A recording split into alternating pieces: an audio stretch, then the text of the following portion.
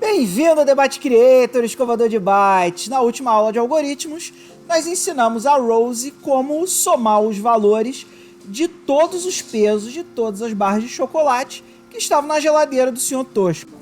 Hoje nós vamos adicionar mais um algoritmo no repertório da Rose, porque o Sr. Tosco tem um novo problema. O problema dele hoje é que ele quer saber qual é o maior peso de barra de chocolate que ele tem na geladeira dele e qual é o menor peso de barra de chocolate que ele tem na geladeira dele. Então vamos lá para a nossa aula, vamos lá para o nosso desktop, porque hoje nós vamos ensinar a Rose a determinar qual é o maior valor e qual é o menor valor dentro de uma cadeia de valores. Vamos embora. Como sempre, a gente começa aqui mostrando para vocês que todos os códigos das nossas aulas estão no GitHub do Debate Creator, que é esse GitHub aqui, github.com/Debate Creator. E as aulas de algoritmos estão dentro desse repositório aqui chamado algoritmos. Então a aula de hoje está dentro de algoritmos e dentro dessa pasta aqui, myMain, que é maior e menor. Então vocês já sabem como baixa aí do GitHub. Se você não sabe como baixa do GitHub, começa a playlist lá das aulas iniciais, que a gente ensina a vir aqui no nosso queridíssimo botãozinho Code aqui. E clicando nele, vir aqui no HTTPS, clicar nesse botãozinho aqui para pegar e usar o nosso queridíssimo GitHub Desktop para baixar o código local para sua máquina. Então, sem mais delongas, vamos à aula. Então vamos começar, pessoal. Como toda nossa boa aula de algoritmo que a gente sempre dá aqui no canal, todo algoritmo começa com um relato. E o relato de hoje está descrito aqui nesse arquivo mymain.txt, está lá na pastinha. Depois que você fizer o download da pastinha, você vai ter esses três arquivos aqui. O altexec.bash, que é a implementação em Basic, o mymain.txt, que é o algoritmo e o relato, e o make.bat, que é o arquivo que roda lá no nosso queridíssimo OpenMSX, o código para a gente testar. Então aqui ó, o relato começa assim. O Sr. Tosco deseja saber qual a barra de chocolate mais pesada e a barra de chocolate mais leve que ele possui em sua geladeira. Então aqui quando a gente está falando de mais pesada e mais leve, a gente já pensa logo numa estrutura de decisão que seja capaz de, usando aqueles operadores relacionais que a gente aprendeu lá na aula de programação básica, né? Dizer se uma grandeza A é maior que uma grandeza B ou se uma grandeza A é menor que uma grandeza B. Lembrando que o sinalzinho de maior, se a gente colocar aqui um tracinho, ele vira um 7.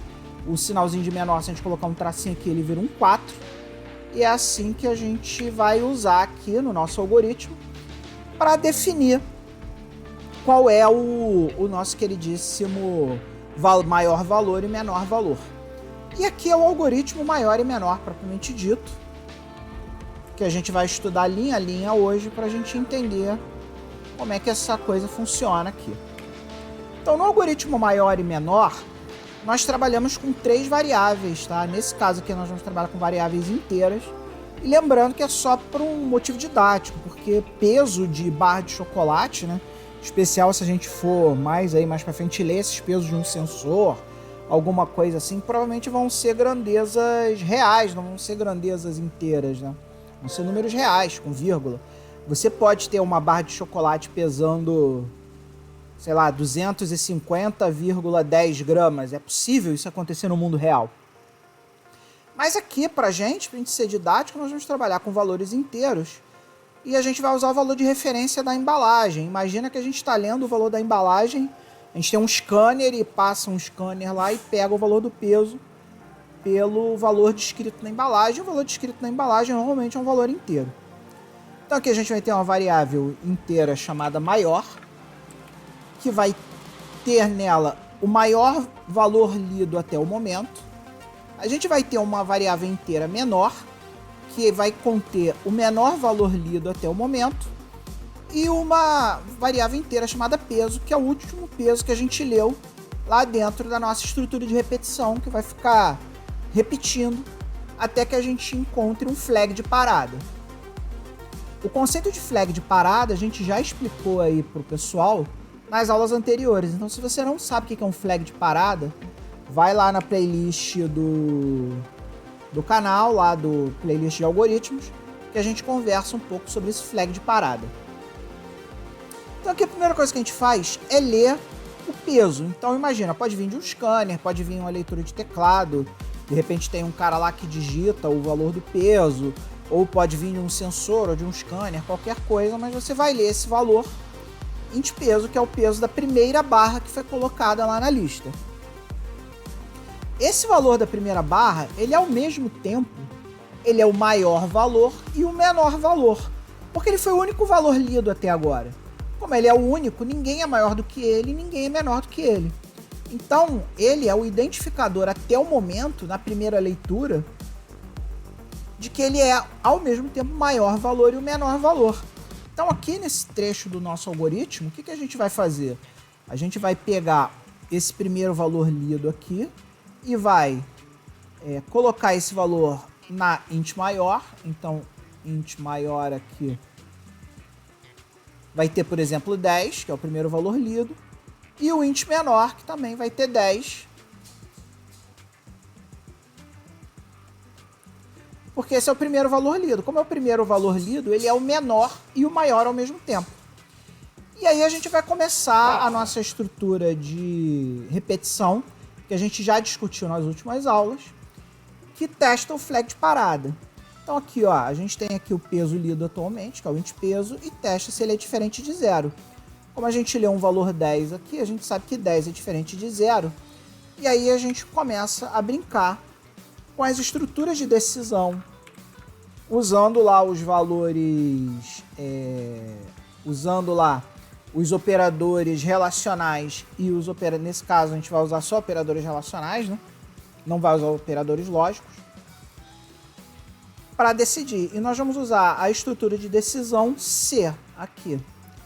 Então o que a gente está dizendo para ele aqui? Se o peso que a gente acabou de ler for maior que o int maior, ou seja, se esse peso que a gente acabou de ler nesse momento é maior que o peso que a gente já tinha registrado como maior peso, a gente tem que alterar essa variável que está guardando o maior peso. Porque agora nós lemos um peso que é maior do que o peso anterior. E aí a gente vai fazer esse comandinho aqui, que é o comandinho de atribuição, no então do C. O então da estrutura de decisão C é o que acontece se esse valor, se essa comparação lógica aqui for verdadeira. Então, se o int peso maior que o int maior der verdadeiro, ele vai pegar o int peso e vai jogar para dentro do int maior. Então vamos supor lá que na segunda leitura a gente leu 20. 20 é maior do que 10? É verdadeiro. Então nesse momento, int maior recebe 20. E é assim que ele trabalha. E aqui nós temos o comando senão. O comando senão, que é esse comando aqui, ó, ele só é executado se o valor avaliado aqui no C, que é esse cara aqui, ó, nesse C aqui, for falso. Então vamos supor que o nosso valor lido fosse 5. 5 é maior do que 10? Falso. Como isso deu falso, ele iria cair aqui no senão. E aí, caindo no senão, ele vai fazer outro C aqui. Porque se ele não é maior, ele pode ser menor. Nem sempre, porque se o valor for igual, ele não vai ser menor nem maior. Mas se ele não for maior, ele pode ser menor. E aí a gente testa isso aqui. Se o int peso que a gente leu aqui, que é esse cara aqui, se o int peso, que é esse cara que a gente leu aqui, for menor que o nosso int menor, que é o menor valor lido até agora, a gente tem que transformar esse valor que a gente acabou de ler no menor valor lido. E a gente faz isso nesse comandinho aqui, que a gente pega o int peso, que é o peso que a gente acabou de ler, e joga para a variável int menor. E ele vai ficar fazendo isso aqui. Ele vai ler o próximo da lista, que é nesse comando aqui, para poder pegar o próximo valor da lista, e vai ficar fazendo a repetição aqui, a estrutura de repetição, fim, enquanto, até que o flag de parada, que é 0, a gente escolheu o flag de parada 0 porque não existe nenhum chocolate que pese exatamente 0. Porque se o chocolate pesasse 0, ele não existiria. Então o 0 é um bom flag de parada pra gente aqui. Então se eventualmente receber um chocolate que pese 0, a gente finaliza a estrutura de repetição fim enquanto e vai para o próximo comando. Ou nesse caso, os próximos comandos aqui, que são os imprimas. Então ele vai imprimir o maior peso é o int maior e o menor peso é o int menor. E aí o Sr. Tosco vai saber qual é o maior peso que ele tem em chocolate na geladeira e qual é o menor peso em chocolate que ele tem na geladeira. Então agora vamos dar uma olhada na implementação em Basic desse troço aqui. Vamos lá. Então vamos analisar aqui a nossa implementação em Basic linha a linha, pessoal. Se você já viu aqui as aulas anteriores, você já sabe o que é todos esses comandos aqui. Então, se você não sabe o que é Koff, Screen 0, IVF40, CLS, volta lá para as aulas iniciais. E aqui nós temos o nosso famosíssimo defint a-z, que é o nosso comandinho que define que todas as variáveis são inteiras. Então a gente não precisa ficar colocando o símbolozinho depois das variáveis, porque o nosso programa já sabe que é tudo inteiro. E aqui a gente inicializa as 3 variáveis do nosso algoritmo. A variável MA é a variável relativa ao nosso int maior valor. A variável ME é a variável relativa ao nosso int menor valor. E a variável PS é a variável que vai ter o peso lido baseado no nosso algoritmo. Quem viu a aula anterior sabe que o comando read é o comando do MSX Basic que lê uma lista de valores baseada numa instrução chamada instrução data. Então, cada vez que ele entra aqui nesse read PS, ele vai lá na instrução data e pega o próximo valor da instrução data e transfere para a variável PS, que é uma variável inteira. E a nossa instrução data aqui, ó, é essa aqui, ó. Então, quais são os valores que vão ser lidos lá na nossa variável PS? Primeiro ele vai ler 10, depois ele vai ler 20, depois ele vai ler 30, depois ele vai ler 40, 50, e aí ele vai ler o flag de parada, que é o 0. Então, uma coisa muito importante para o nosso algoritmo é que ele não considere o 0 na hora de dizer qual é o maior peso e qual é o menor peso.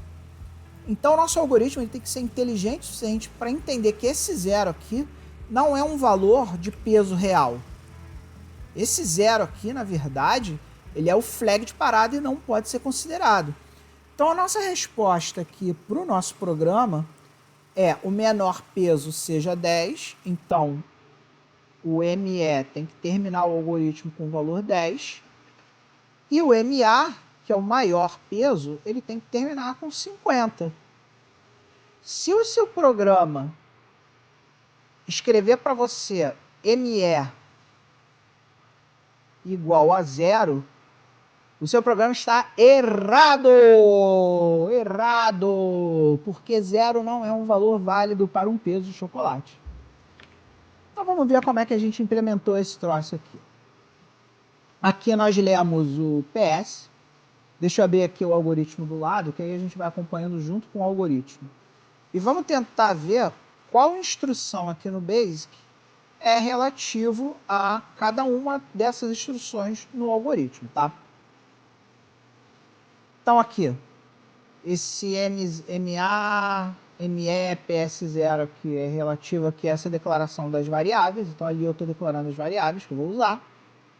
Esse read é relativo a esse lay aqui, estou lendo o peso.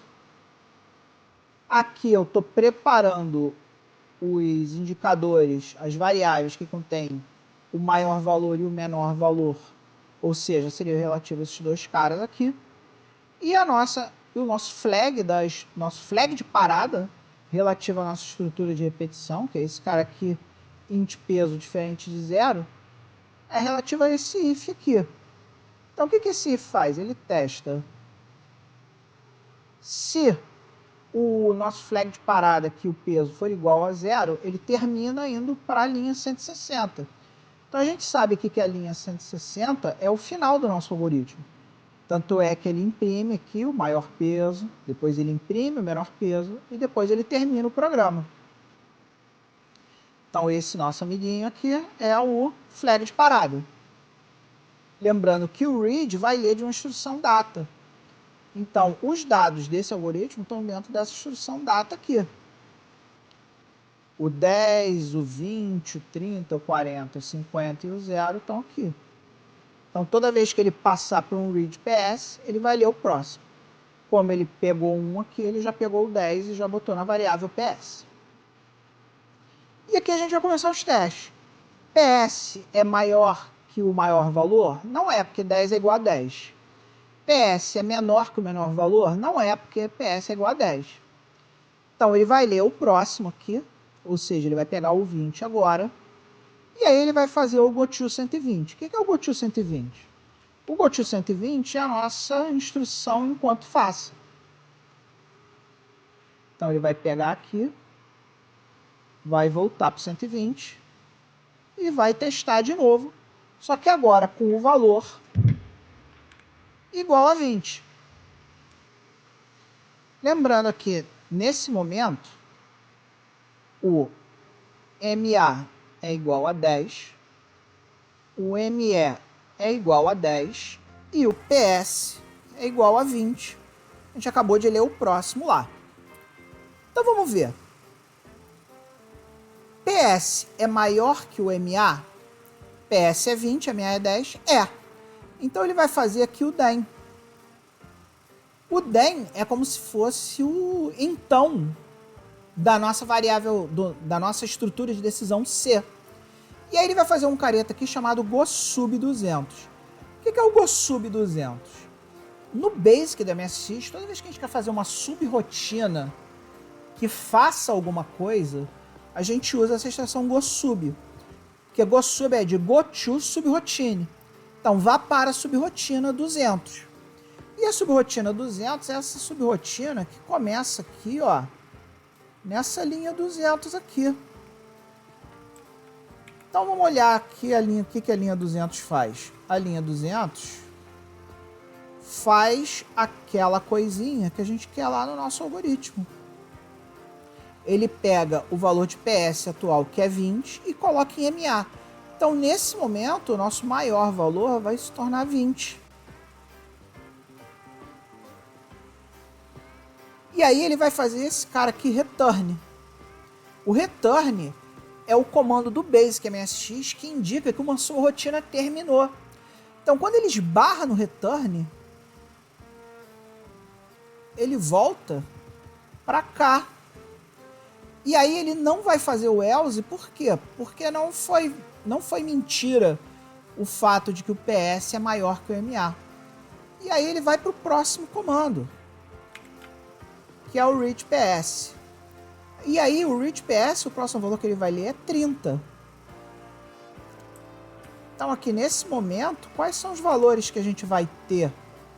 Nesse valor a gente vai ter ME, que é o menor valor, igual a 10, porque não foi alterado em nenhum momento. MA igual a 20, que também até agora não foi alterado. E o PS, que nesse momento vai ser igual a 30, porque nós acabamos de ler o valor 30 lá da nossa lista de valores. E aí a gente vai fazer exatamente a mesma comparação, que vai dar o mesmo resultado, que vai na mesma subrotina e vai alterar o maior valor. E ele vai ficar fazendo isso aqui até chegar no 0. Se houvesse algum valor 5 aqui, ou, por exemplo, aqui depois do 30 tivesse um 5, o menor valor seria alterado da mesma forma. Que ele cairia aqui no else, checaria se o valor entrado é menor que o menor valor, e iria para outra subrotina, que é a subrotina GoSub 300, que faz exatamente a mesma coisa aqui, só que ao invés de mexendo no maior valor, ele mexe no menor valor. E aí vocês vão me perguntar, mas Manel, ao invés de fazer aqui o GoSub, eu poderia fazer isso aqui? Poderia tirar esse cara aqui, botar esse cara aqui, tirar esse cara aqui, botar esse cara aqui e matar essas duas linhas.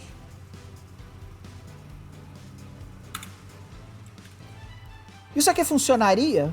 Claro que funcionaria. Então, Manel, por que você fez da outra forma? Eu fiz da outra forma porque eu queria mostrar para vocês, comandador de bytes, o uso de uma subrotina. Muitas vezes, quando você está programando em Basic, você não vai fazer só um comando quando você quiser fazer uma loucura muito grande. Dada uma determinada condição, pode ser que você tenha que realizar vários comandos.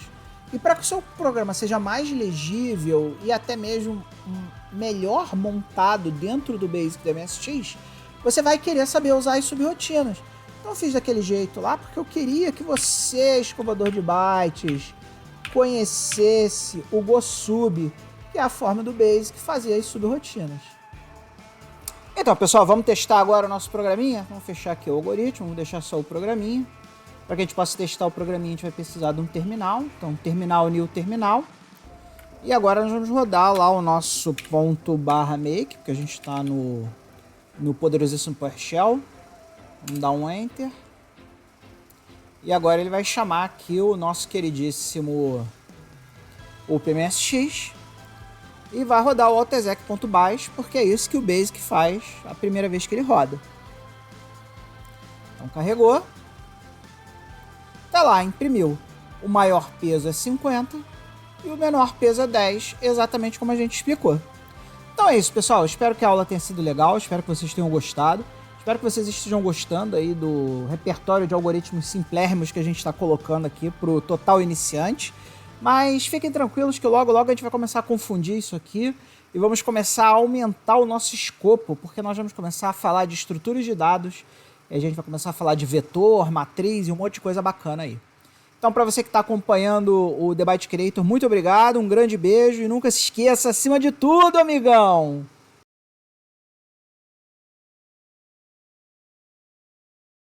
Bem-vindo ao The Byte Creator, escovador de bytes! Nas últimas aulas, nós brincamos com os algoritmos muito simples, que usavam só variáveis e que são dados muito básicos e não estruturados. Na aula de hoje, a gente vai dar um passo além. Nós vamos começar a estruturar melhor os nossos dados para que a gente possa criar programas melhores e mais complexos.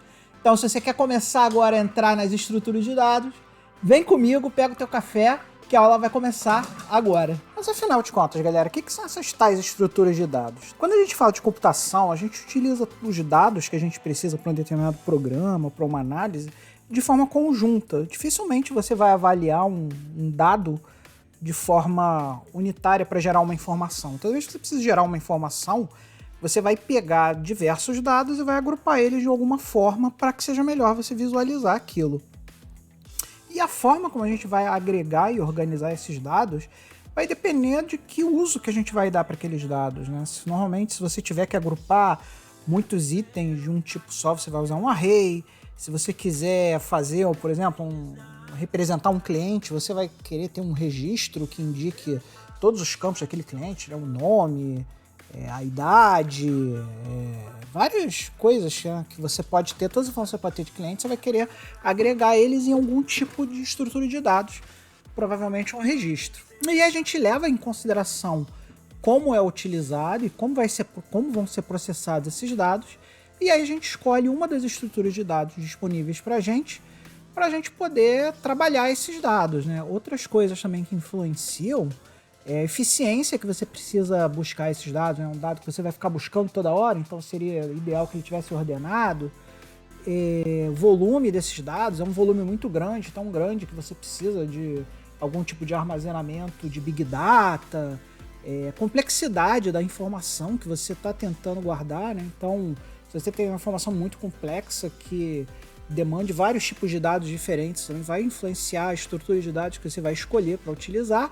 E essas formas que nós agrupamos e estruturamos dados, é isso que a gente chama de estrutura de dados. É como se fosse um modelo para aquele tipo de dado específico que a gente quer construir em cima de dados menores. Ou melhor ainda, aquela informação que a gente quer construir baseada em cima de dados granulares. Então a gente pega aqueles dados granulares, coloca contexto sobre esses dados granulares, coloca eles em uma estrutura de dados e trabalha com ela. E quais são as principais características de uma estrutura de dados? Quais são as propriedades que ajudam a gente a definir o que é uma estrutura de dados ou não, tá? As estruturas de dados, normalmente, elas podem ser lineares ou não lineares. O que eu quero dizer com isso aqui? As estruturas lineares são como, por exemplo, um vetor. Não se preocupa muito agora, porque eu vou abrir array, grafo, tudo isso vai ser aberto nas aulas mais para frente. A gente vai falar sobre as estruturas de dados mais importantes para a retrocomputação e, consequentemente, para a computação de forma geral, porque essas são as estruturas de dados que constrói a computação de uma forma geral, então eu vou falar sobre elas no momento adequado. Mas é importante vocês entenderem que a estrutura de dados pode ser linear, tipo um vetor, né, onde cada dado fica conectado um ao outro de forma linear, ou não lineares, por exemplo, uma árvore binária, um grafo, que normalmente ele não abre como uma linha, mas abre mais como uma espécie de conexão entre eles. Né? Vocês vão entender melhor quando eu falar de arrays e grafos, para vocês entenderem essa peculiaridade da linearidade ou não linearidade de uma estrutura de dados. As estruturas podem ser homogêneas ou heterogêneas, o que significa que uma estrutura de dados homogênea só pode receber um tipo de dado. Por exemplo, o vetor, que eu falei aqui em cima, em muitas linguagens de programação, ele só pode receber um tipo de dado. Né? Então você cria lá um vetor de inteiros, ou um vetor de caracteres, ou um vetor de, sei lá o que, de números reais. E essa estrutura de dados só pode ter aquele tipo específico que foi definido na hora que você criou a estrutura de dados. E as estruturas heterogêneas são estruturas que aceitam dados variáveis. Você vai criar um registro de cliente. O registro de cliente vai ter a idade do cliente lá, que é um inteiro. Vai ter, por exemplo, quanto ele gastou no último mês, que é um número real. Vai ter o nome do cliente, que é uma string. Vai ter se o cliente está ativo ou não, que é um booleano. Então, um registro de cliente, ele pode ter diversos tipos de dados dentro daquele registro. E exatamente por isso ele é considerado heterogêneo, porque podem ter vários tipos de dados em uma única estrutura. Além disso, as estruturas de dados também podem ser estáticas ou dinâmicas. O que é estática? Uma estrutura estática significa, se você criar um vetor, por exemplo, de 5 posições, você só pode ter aquelas 5 posições e ele não pode crescer nem diminuir, porque você já especificou que o tamanho da estrutura de dados é aquele tamanho fixo e esse tamanho não pode variar durante a execução do programa.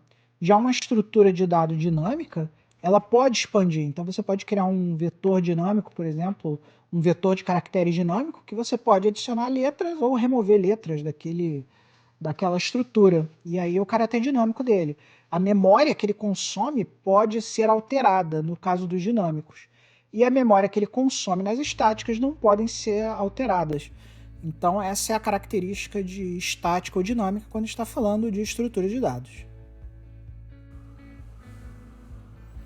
Então, pessoal, nós vamos começar a estudar as estruturas de dados pela estrutura de dados mais básica que existe, que normalmente é a primeira estrutura de dados que todo mundo aprende, que é o famosíssimo array ou vetor, que nada mais é que o vetor lá da matemática, que a gente aprende na matemática.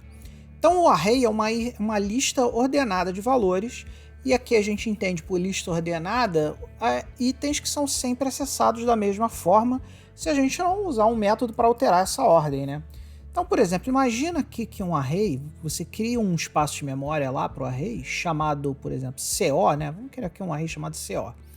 E aí, quando você cria esse array CO com 4 aqui, o que você está dizendo? Você está dizendo que você está criando um array com 4. Isso aqui no Basic, tá? No MSX Basic. No MSX Basic, a gente nunca coloca o índice inicial, a gente só coloca o índice final. Então, no MSX Basic, quando a gente declara uma coisa desse tipo aqui, a gente cria lá na memória do MSX, vamos imaginar que aqui seja a memória do MSX, ele separa um pedaço dessa memória, chama esse pedaço de memória de CO, e cria um índice aqui, começando em 0, 1, 2, 3 e 4. E cada índice desse pode ter um valor. No caso do Basic, o Basic é uma daquelas linguagens que não importa o valor que você vai jogar aqui dentro, tá? Mas a maioria das linguagens você tem que especificar o tipo do vetor. No caso do Basic, você não precisa. Então, o que ele quer dizer por ordenado? O item 0 sempre vai ser o item 0, o item 1 sempre vai ser o item 1. Então vamos supor que isso aqui seja um array, por exemplo, de números de notas, por exemplo. Então esse cara que tirou 8, esse cara que tirou 9, esse cara que tirou 3, esse cara que tirou 5 e esse cara que tirou 7. Se eu indexar, por exemplo, CO0, isso aqui vai ser igual a 8, porque o valor 8 é o valor que está colocado aqui dentro. Se eu fizer isso aqui, eu estou colocando o valor 8 dentro do índice 0 do array CO. Normalmente a gente usa o array quando a gente quer trabalhar sempre com o mesmo tipo, tá? Não é muito legal, não é boa prática a gente criar um array de tipos diferentes, né? Criar um array, por exemplo, como esse array aqui que ele criou aqui, ó. Ele criou um array chamado banana 5 true. Isso aqui não é legal, não é bacana, não façam isso. Mas existem algumas linguagens de programação que te dão essa liberdade para você fazer isso, então evite. Se você está falando de array, tente sempre trabalhar array com valores idênticos, tá? Ela é uma estrutura de dados básica e muito utilizada, né? E as linguagens de programação mais modernas já costumam ter métodos implementados, por exemplo. Vamos supor que eu quisesse ordenar esse array, tá? Se eu estivesse falando aqui de Python ou de uma linguagem mais C#, uma linguagem mais moderna, provavelmente se você chegasse aqui, por exemplo,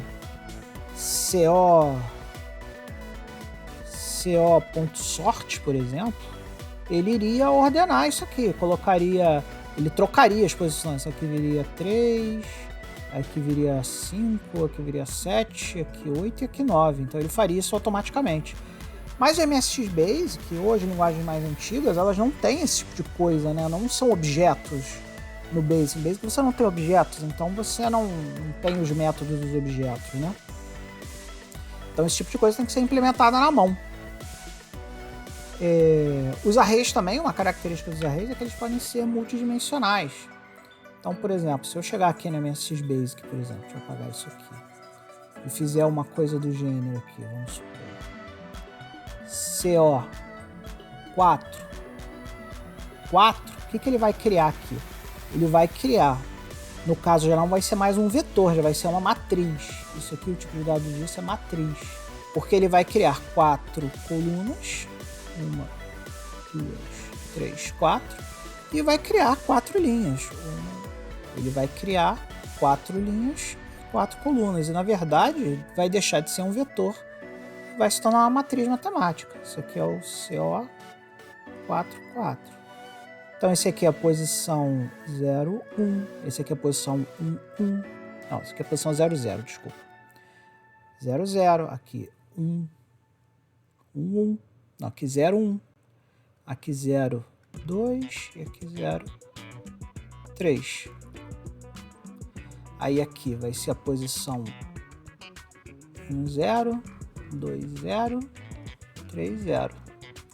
Então, se eu fizer, por exemplo, aqui, vamos supor que na posição aqui 0, 0, aqui vai ser 1,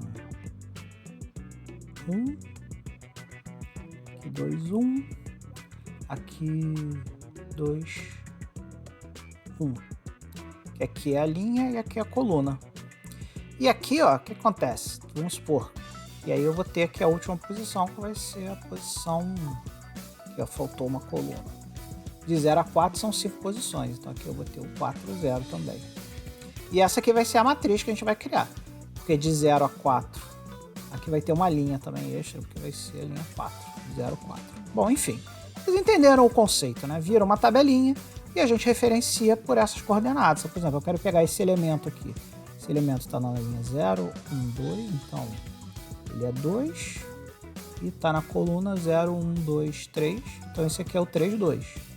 Então se eu quiser pegar o valor que está em 3, 2, eu faço assim. O valor é igual CO 3, 2. E aí o valor que tiver dentro dessa caixinha, vamos supor que aqui esteja um 5, vai vir para cá, vai vir para esse cara. Então vamos ver um pouco dessa implementação de um array na prática para vocês. Então vamos lá, pessoal, vamos começar a estudar um novo relato aqui do Sr. Tosco, tá? Ele está dizendo aqui que o Sr. Tosco tem 5 cozinheiros em sua cozinha. Ele deseja avaliar cada um deles individualmente, dando notas inteiras a cada um. Ou seja, você vai ter lá uma lista de cozinheiros, cada cozinheiro vai ter uma nota. Um vai ganhar 10, outro vai ganhar 9, outro vai ganhar 8. Cada cozinheiro receberá uma nota inicial 10 e toda vez que um cozinheiro cometer um erro, um ponto deve ser retirado da sua nota inicial. Ao final do dia, o programa deve imprimir a nota final de cada cozinheiro no seguinte formato. Vou botar aqui cozinheiro 1, nota tal, cozinheiro 2, nota tal, cozinheiro 3, nota tal. E para fazer isso aqui, a primeira coisa que a gente tem que fazer é fixar aqui nessa coisa dos cozinheiros. A gente poderia ter uma variável para cada cozinheiro, a gente poderia ter 5 variáveis, a gente poderia ter uma variável chamada cozinheiro 1, uma variável chamada cozinheiro 2. Mas isso não seria legal, porque qualquer tipo de tratamento que a gente tiver que fazer com relação a esses cozinheiros, a gente teria que aplicar um a cada variável dessa. E vamos supor, no caso, que amanhã o Sr. Tosco tenha 10 restaurantes e cada restaurante desse tenha 5 cozinheiros, e aí ele tem um total de 50 cozinheiros, né? Vai ficar inviável você trabalhar com 50 variáveis aqui. Então esse é um exemplo muito bom para a gente começar a pensar em usar um vetor aqui, ou um array. E aí como é que a gente vai começar a fazer isso? Em um algoritmo a gente declara um array criando um novo tipo de dados. Todas as estruturas de dados, quando a gente fala de algoritmo, a gente trabalha com um novo tipo de dados. Então aqui, ó, uma coisa nova que apareceu nos nossos algoritmos é essa chavezinha aqui. Isso aqui, quando a gente está falando de algoritmo, é a forma como a gente comenta. Então tudo que está entre chaves, na verdade, é um comentário. E a gente tem essa palavrinha reservada aqui do Portugal chamada tipo. Então aqui eu estou dizendo que eu tenho um tipo chamado notas. Esse tipo chamado notas é um vetor, que esse vetor começa no índice 0 e vai até o índice 4, e é um vetor de inteiros, ou seja, entre 0 e 4, naquelas 4 caixinhas lá, na verdade 5 caixinhas que a gente vai criar, né? Porque começando em 0, indo até 4, nós temos 5 caixinhas, então a gente vai ter 1, 2, 3, 4, 5. Então aqui a gente tem 5 caixinhas, essa aqui vai ser a caixinha 0, essa aqui vai ser a caixinha 1, essa aqui vai ser a caixinha 2, essa aqui vai ser a caixinha 3 e essa aqui vai ser a caixinha 4. Aqui dentro só podem ter, cada caixinha dessa aqui só pode ter um número inteiro. É isso que a gente quer dizer aqui. Está dizendo que a gente está criando um novo tipo notas, que é um vetor que começa em 0 e vai até 4, e que só pode ter valores inteiros. E aqui, ó, quando a gente começa a declaração das nossas variáveis, nesse trecho do código, a gente cria uma variável cozinheiro do tipo notas. Então, da mesma maneira que a gente declara aqui que o f vai ser um inteiro e a gente vai colocar valor 0 nele, que a opção vai ser um caractere que vai começar com vazio, o cozinheiro vai ser um vetor de notas, um vetor do tipo notas, que vai começar no índice 0, vai até o 4 e é um inteiro. Então é assim que a gente declara o nosso vetor quando a gente está falando de Portugal. E aí vamos começar o nosso loop principal do programa, e aqui a gente já tem, ó, mais uma coisa nova que apareceu aqui nos nossos algoritmos, que é esse cara aqui, ó, o procedimento. O que é um procedimento? Um procedimento é alguma coisa que você faz repetidamente no seu programa e que você deseja colocar ele em separado para você poder, toda vez que você quiser realizar aquele procedimento, você chama ele pelo nome. Então aqui, ó, bem no início do nosso algoritmo, a gente criou um procedimento aqui, ó, que é o procedimento inicializar notas. Esse procedimento ele pode ser chamado pelo nosso algoritmo, pelo nome, inicializar notas, ele vai realizar o que está aqui dentro. E aí, o que a gente faz aqui nesse momento aqui, ó, que a gente vai inicializar nossas notas? Lembra lá no relato do Sr. Tosco que a gente falou, que o Sr. Tosco falou que cada cozinheiro receberá uma nota inicial 10? Então é isso que a gente vai fazer. A gente tem que pegar todos os nossos cozinheiros e colocar uma nota inicial 10 para eles. Tanto é que a gente botou aqui no comentário, ó, inicializar as notas dos cozinheiros. Então aqui, ó, eu declarei dentro desse procedimento uma variável inteira i de índice, e aqui eu criei um comando novo chamado para. O que é o para? O para é o nosso famoso loop for next, onde a gente diz que a gente começa essa variável i aqui, ela vai começar com um valor igual a 0 e vai terminar com um valor igual a 4. E para cada uma dessas, esse valor de i vai ser utilizado aqui dentro. E esse é o grande poder quando a gente trabalha com arrays, né? A gente, por exemplo, como nós sabemos que nós só temos 4 cozinheiros, nós só temos 5 cozinheiros aqui, são os cozinheiros de 0 a 4, a gente pode, primeiro, vamos lá, o primeiro valor de i vai ser igual a 0. Então o que eu estou dizendo? O cozinheiro índice 0 vai receber a nota 10. Então lá nas nossas caixinhas, nossas 5 caixinhas,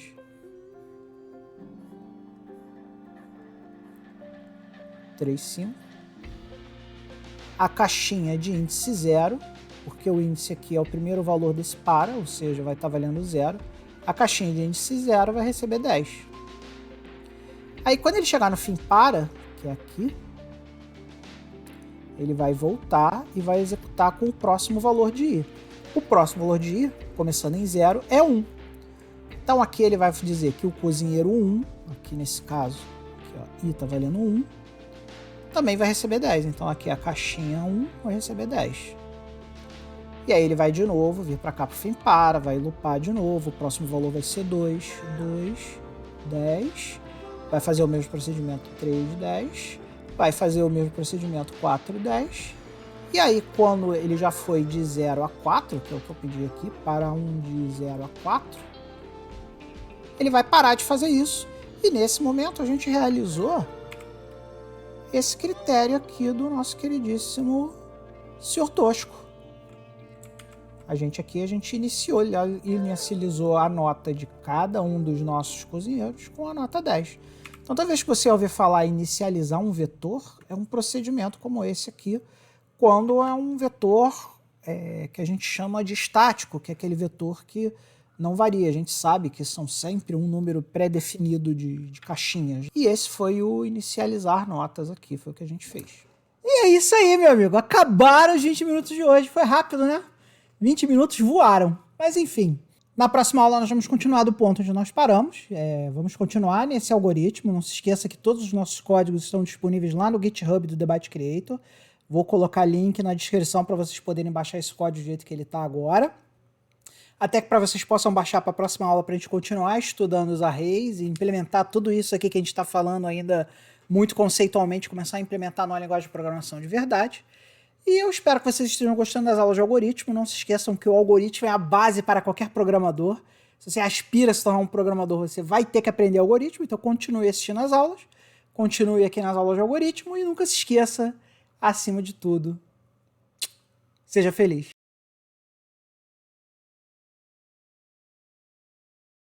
Bem-vindo ao Debate Creator, escovador de bytes. Hoje é dia de mais uma aula de algoritmo para você que está acompanhando nessas aulas de algoritmo. Então, a primeira coisa que eu quero falar aqui e deixar bem claro para vocês é que a aula de hoje é uma continuação da nossa última aula de algoritmos e estruturas de dados. Então eu peço encarecidamente, se você caiu de paraquedas nessa aula aqui, se esse é o primeiro vídeo que você está assistindo, assiste ao vídeo anterior da playlist de algoritmos e estruturas de dados, porque hoje é uma continuação direta da última aula. Então, se você for assistir essa aula sem assistir a aula anterior, você vai ficar meio perdido, para não dizer bastante perdido. Então, assiste a aula anterior, depois volta aqui para a gente continuar de onde a gente parou. E na última aula a gente parou aqui nesse procedimento de inicializar as notas, onde a gente pegava e inicializava as notas de todos os cozinheiros com 10. Então hoje nós vamos continuar o código e vamos entender como é que ele funciona e vamos dar uma olhadinha também no Basic para ver como é que a gente implementou isso em Basic. Então, vem comigo que a aula vai começar agora. Então vamos lá, pessoal, vamos continuar. Lembrando que na última aula a gente aqui já fez esse inicializar notas, que é esse procedimento que inicializa as notas dos cozinheiros com 10, que é esse cara aqui. E agora nós vamos aqui para esse enquanto. Se você não está entendendo nada, volta para a aula anterior de algoritmos, que você vai entender. Então aqui, ó. Lembrando também que esse código está disponível lá no GitHub. Quer baixar o código? Olha lá na aula anterior que tem como baixar esse código. Vamos continuar. Enquanto a opção que o nosso queridíssimo amigo digitar for diferente de F e diferente de F, isso aqui eu botei porque o cara pode estar com o caps lock ligado ou não, o cara digitar um F maiúsculo ou um F minúsculo. E no primeiro caso, a opção vai ser diferente de F ou F, porque a gente inicializou ele aqui com vazio. Então, vazio é diferente de F e diferente de F minúsculo. Então, ele vai entrar aqui. E aí, aqui a gente tem uma série de mensagens que a gente vai passar para o nosso queridíssimo usuário, dizendo que ele pode finalizar o dia apertando a tecla F ou baixar a nota de um cozinheiro clicando a tecla B. E aí a gente vai imprimir um promptzinho para ele e vamos receber uma opção. Se a opção for B ou B, nós vamos realizar um outro procedimento. Ó, tá vendo aqui o comentário? Ó? Esse comentário diz o seguinte, ó, isso aqui é um procedimento, então ele vai fazer esse procedimento baixar nota. E agora eu percebi aqui que eu não estou sequenciando minhas instruções. Então vamos começar a sequenciar essa galera toda aqui, que eu esqueci. Aqui eu recebo a opção. Se a opção for B, ou opção igual a B, a gente baixa a nota dele, que é um procedimento. E se não for um B, ele vai para o fim enquanto. Quando ele chegar no fim enquanto, vocês já sabem o que vai acontecer, né? Ele vai vir aqui. Deixa eu reduzir um pouquinho isso aqui. Então, o que ele vai fazer? Vai chegar aqui no fim enquanto, vai voltar para o enquanto, e aí ele vai testar. Nesse caso aqui, se ele tiver clicado B ou qualquer outra coisa que seja diferente de F, ele vai entrar de novo. Então isso aqui vai ficar, é um loop que vai ficar rodando até que seja digitado F, que é a opção de finalizar o dia. Então enquanto não houver um F digitado, ele vai ficar recebendo opções aqui, e essa opção pode ser um B. Toda vez que a opção for um B, ele vai procurar o procedimento baixar nota e vai executar o que está lá no procedimento baixar nota. Então vamos ver esse procedimento baixar nota, o que ele vai fazer lá. Esse aqui é o procedimento baixar nota, esse cara aqui. E aqui ele diz no comentário, remove um ponto de um cozinheiro. Então vamos olhar ele aqui.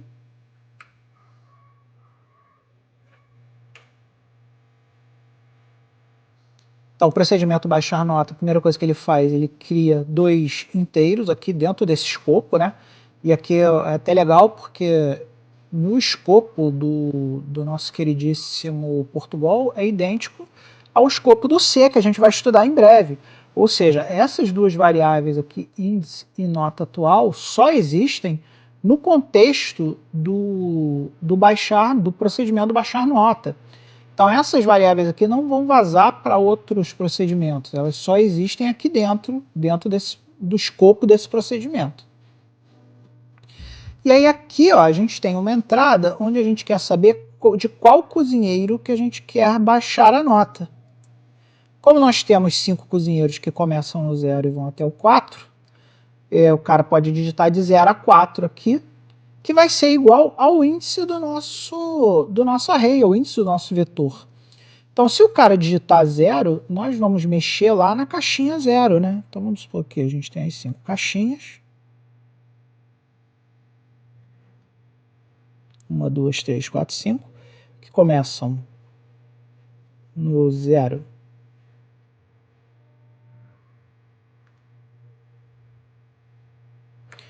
Começam no 0, 1, 2, 2, e tá difícil aqui. 2, 3 e 4. Cada uma delas tem 10, porque a gente já passou pelo procedimento de inicializar a nota. Caramba, meu pad aqui tá ruim de escrever, mas beleza. Então cada um deles tem 10. Então se eu digitar, por exemplo, 0, vamos supor que eu digite, por exemplo, menos 1. Aqui o que eu estou dizendo? Ó, se eu digitar um valor menor que 0 ou maior que 4, não existe nenhum índice desse. Porque Porque, por exemplo, 5 não é um índice válido. O nosso array não tem 5. Isso aqui daria um erro de índice fora do limite, porque o nosso array só vai ter 4, não vai ter 5. Então aqui nós colocamos um tratamentinho de erro que diz assim, ó, se o cara digitou algum índice menor que 0 ou maior que 4, imprima código do cozinheiro inválido. E ele não vai fazer o sinão, e ele vai vir direto aqui para o fim do procedimento e vai só imprimir a mensagem de erro para o cara lá, para dizer que ele entrou um índice fora do limite. Caso ele tenha entrado um valor dentro do limite, por exemplo, porque ele entrou 0, ele vai pegar cozinheiro índice, que nesse caso aqui vai ser 0, que foi o que foi digitado aqui nesse receba, né? Ou seja, ele vai pegar aqui 10 e vai botar na nota atual. Então aqui a gente vai ter nota atual igual a 10. Aí ele vai pegar a nota atual e vai tirar 1, ou seja, nota atual vai ser igual a 9. E ele faz isso nessa linha aqui. E depois ele vai pegar a nota atual, que no momento é 9, e vai colocar de volta no cozinheiro índice. Como o índice é 0, aqui vai perder o 10 e vai ganhar o 9, porque a gente tirou um ponto do cozinheiro 9. E aí ele vai para o final do procedimento, ou seja, como a gente escolheu para baixar a nota de um único cozinheiro, a gente baixou a nota do cozinheiro 0 para 9 e aí ele vai retornar para cá e vai ficar fazendo esse loop aqui infinitamente até que alguém digite F. Quando digitar F, quando a gente digitar F, ele vai para a próxima linha, que é esse para aqui, ó.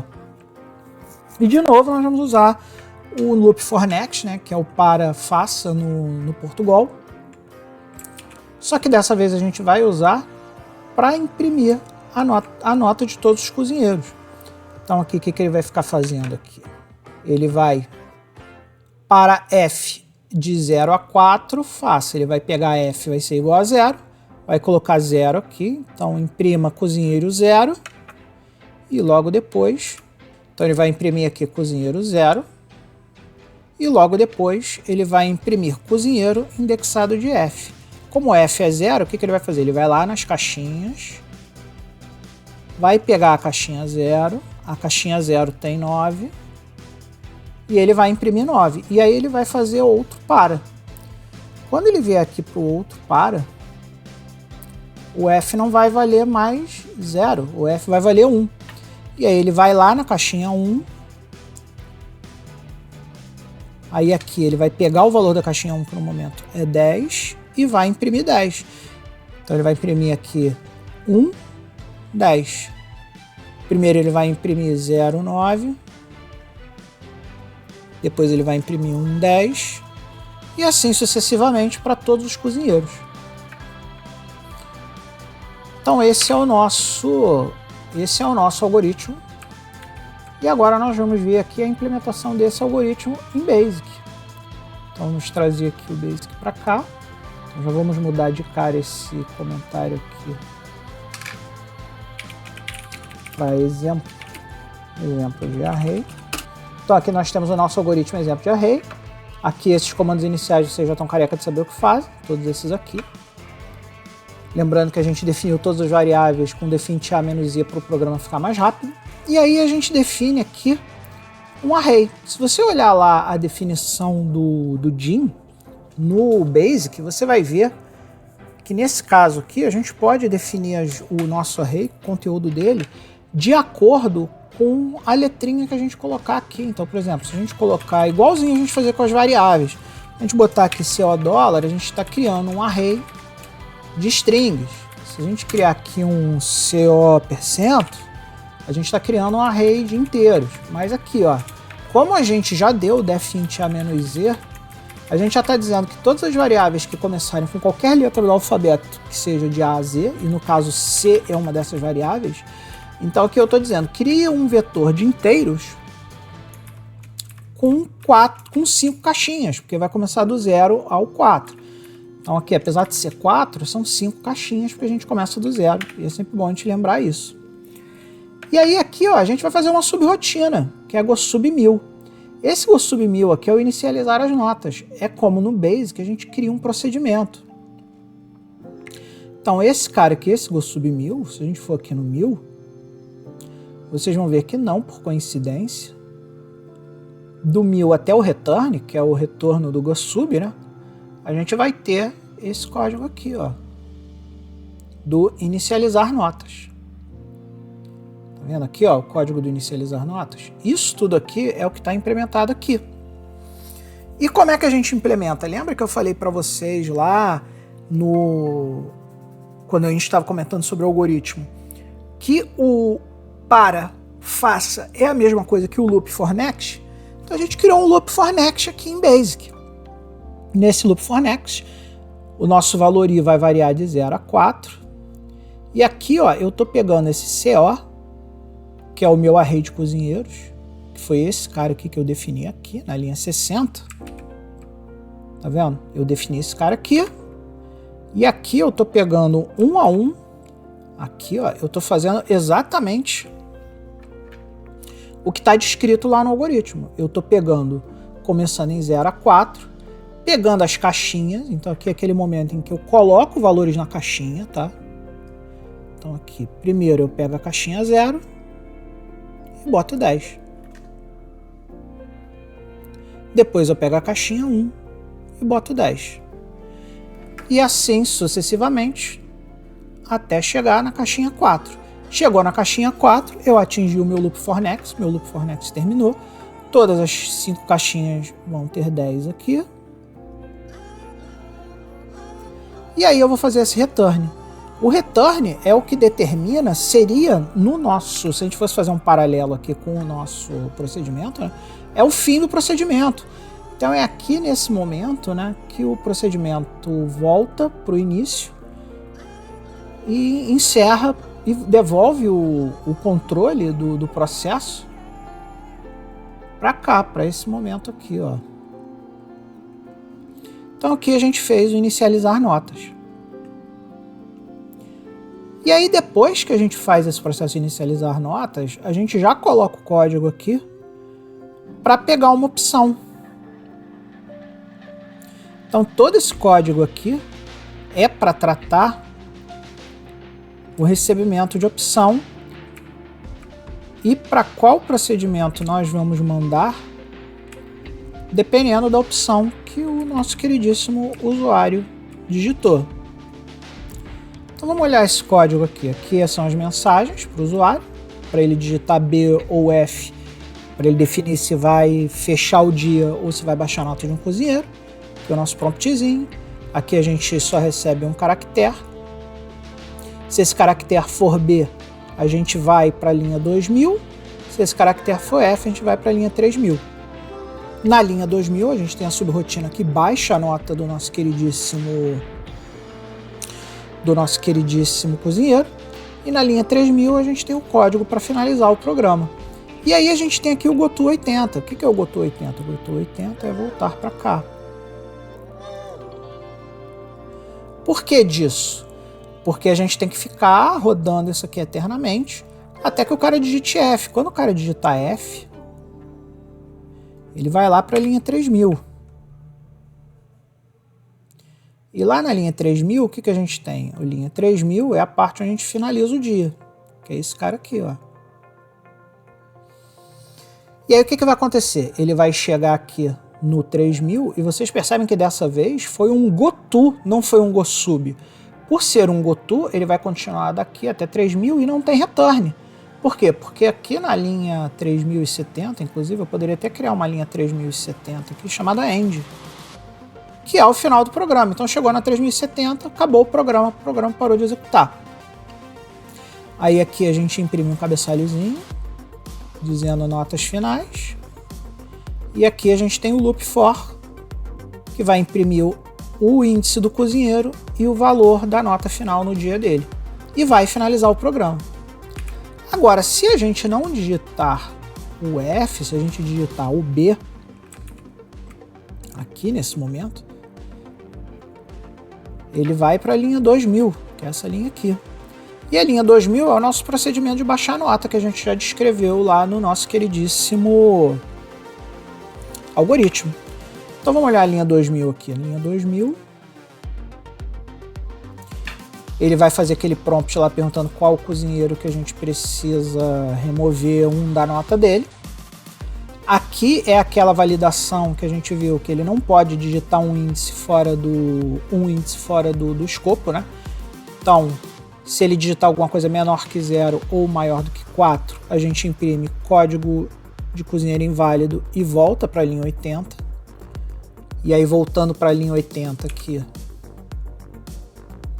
a gente volta para o desenho do prompt principal, que é esse cara aqui.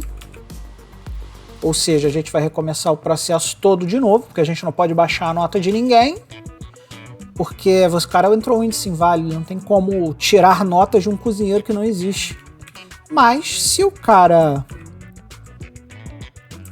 se ele digitou um índice válido, esse if não vai acontecer.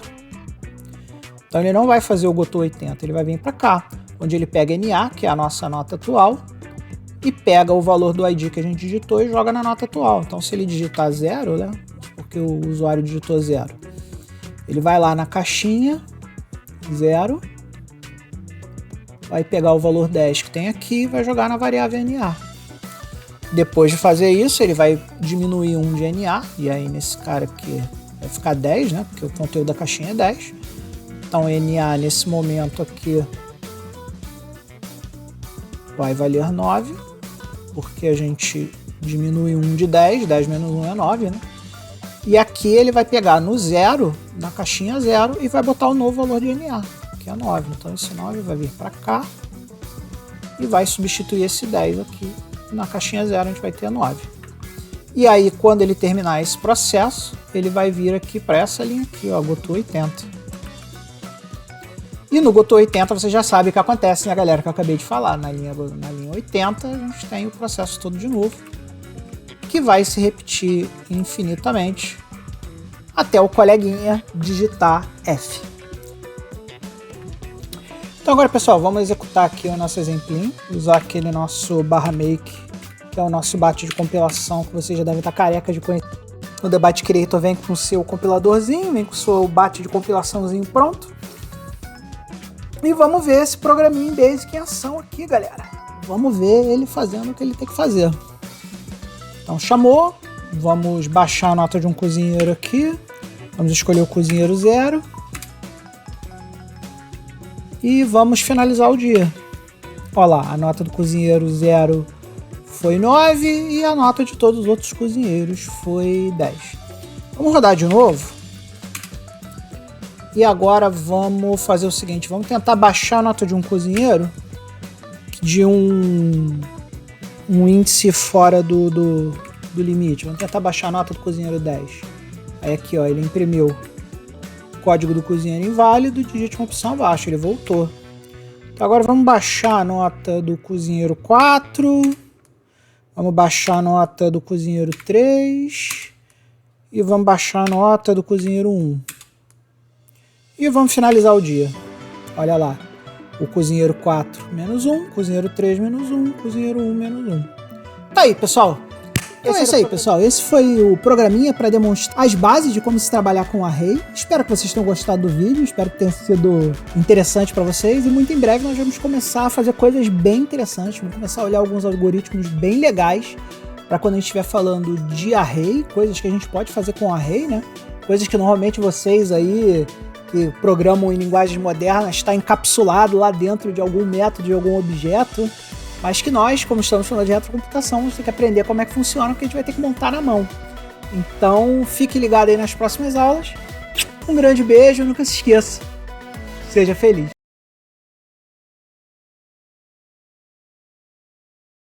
Bem-vindo ao Debate Creator, meu muito amado escovador de bytes. A aula de hoje nada mais é do que algoritmos. Então, nas aulas anteriores, se vocês estão acompanhando aí, vocês viram que nós acabamos de entrar nas estruturas de dados e nós estávamos falando sobre a estrutura de dados mais básica que tem, que é o nosso queridíssimo vetor, array, não importa como você chame, é ele. Nós vimos as bases, na última aula nós vimos as bases de como a gente carrega um vetor, de como a gente imprime um vetor, como é que a gente lê um valor de um vetor, como é que a gente deposita um valor em uma determinada caixinha do vetor.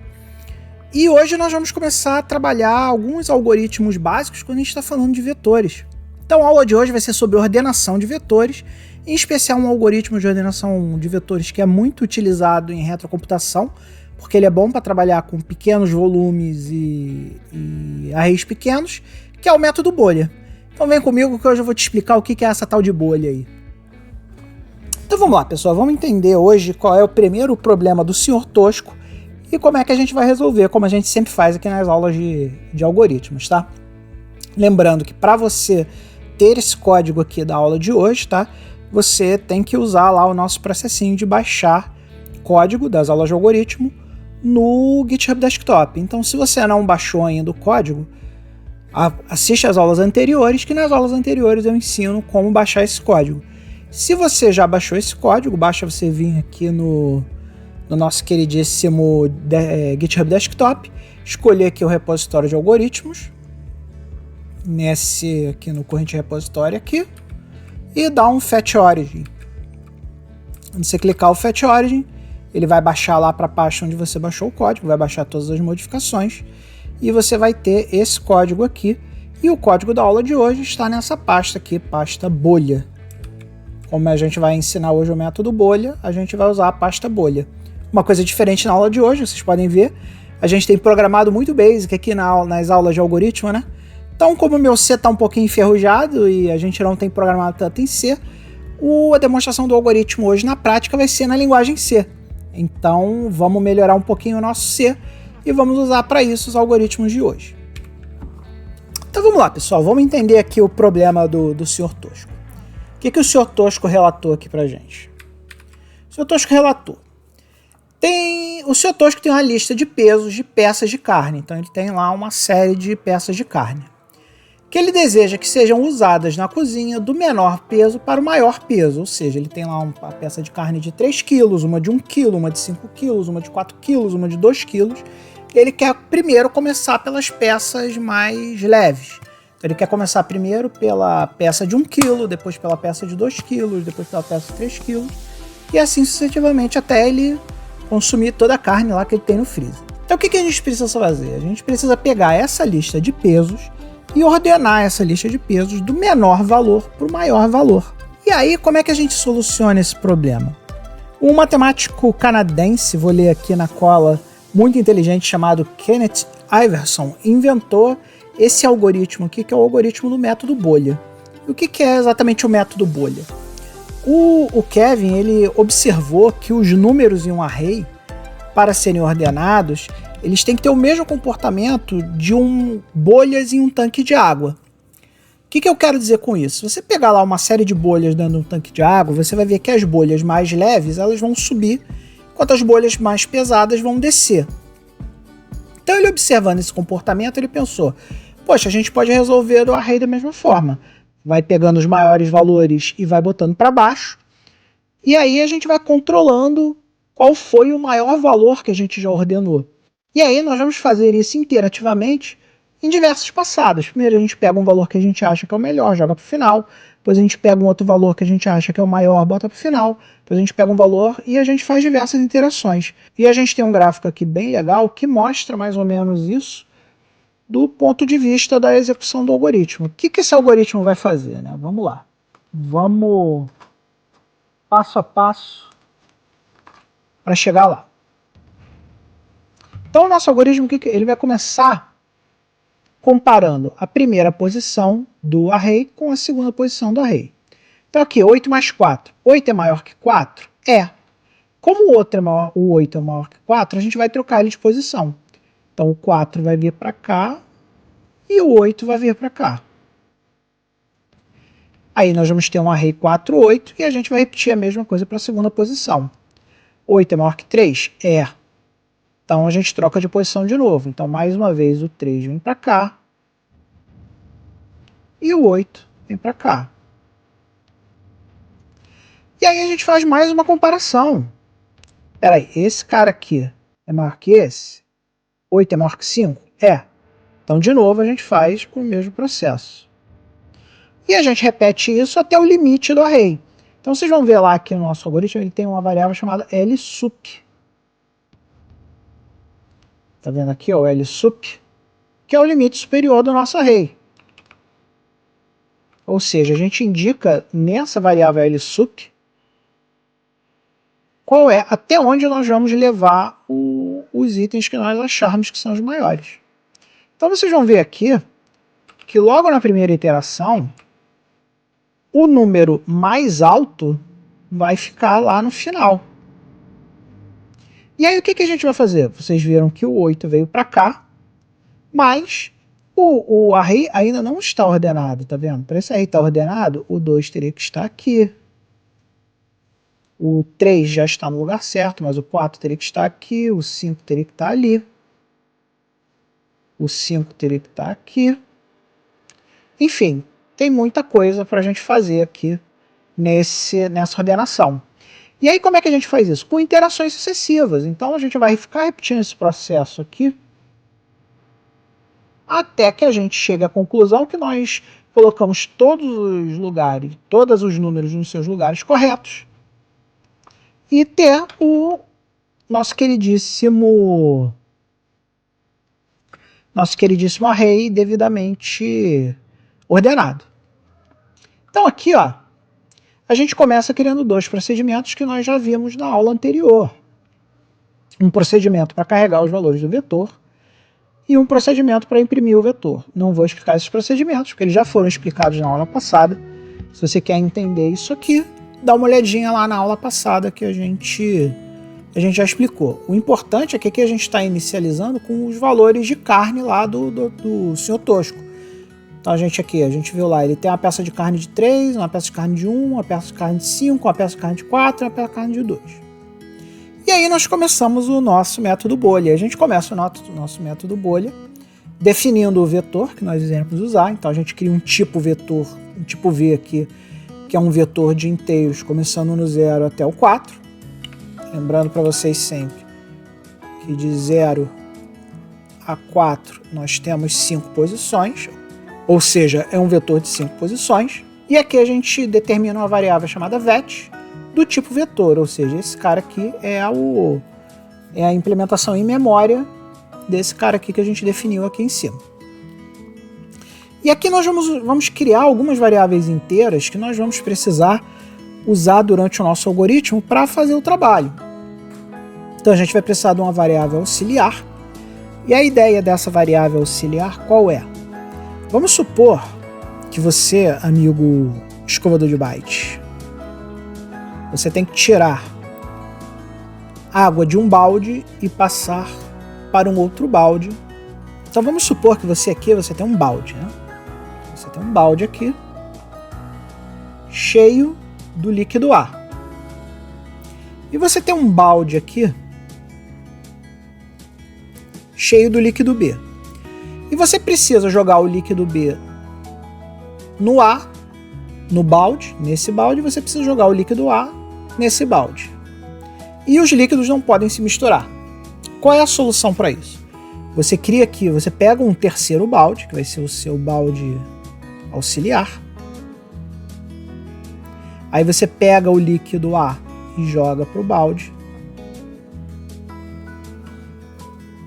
Nesse momento, o seu balde A vai ficar vazio. Então a gente pode ver aqui, apagar o balde A. Aí você pega o conteúdo do que está no balde B, joga. Você pega o líquido B e joga para esse balde. E aí nesse momento aqui, esse balde vai ter o líquido B e esse balde vai ficar vazio, certo?